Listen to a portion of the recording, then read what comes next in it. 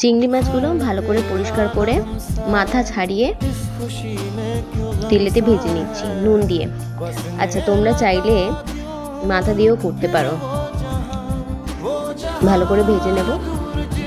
আচ্ছা, খুব ঘরোয়া একটা রান্না হচ্ছে, ফুলকপি, চিংড়ি মাছ আর আলু দিয়ে তৈরি হচ্ছে খুব ঘরোয়া একটা রান্না, মানে রোজ দিনের খাওয়া যায় এরকম একটা রান্না। চিংড়ি মাছগুলো ভেজে তুলে নিচ্ছি। আচ্ছা, এখানে কপিগুলো দেখতে পাচ্ছ, কপিগুলো কিন্তু আগে ভেজে রেখে দিয়েছি, ওটা ভিডিও করা হয়নি তাই অর্ধেকটাই দেখাচ্ছি।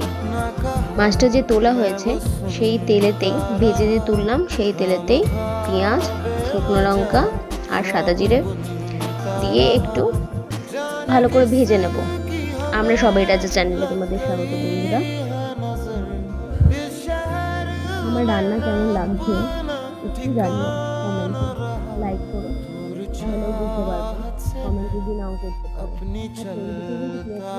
হয়ে গেছে।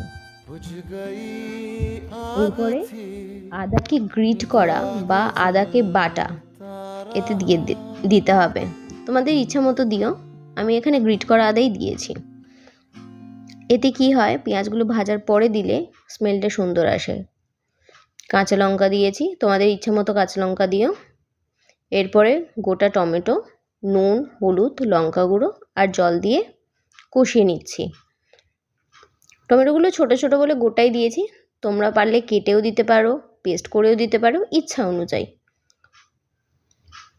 রান্নাটা পুরোটাই তোমাদের ইচ্ছা, মুড বলো যাই বলো তার উপরে। আচ্ছা, দেখছো তেল বেরিয়ে এসছে কষতে কষতে। এতে এবারে ভেজে রাখা যে আলুটা ছিল সেটা দিয়ে দেবো আর জল দিয়ে দেবো। আলুটা আর একটু সেদ্ধ হবে বলে আগেই দিয়ে দিলাম। আলুটা এই ধরো আর 3-4 মিনিটের মতো ফুটছে আর কি, ফুটে তারপরে আমি ভেজে রাখা কপিগুলো দিয়ে দিলাম আর চিংড়ি মাছগুলো যে ভাজা ছিল সেটাও দিয়ে দিয়েছি। আর এই হাতের সামনে একটুখানি পেঁয়াজ কলি ছিল, সেগুলো কুচি কুচি করে কেটে আর দিয়ে দিয়েছি। রান্না প্রায় হয়েই এসছে, ধনেপাতা কুচিও দিয়ে দিয়েছি।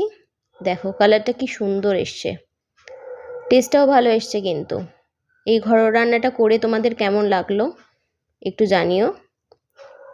টাটা।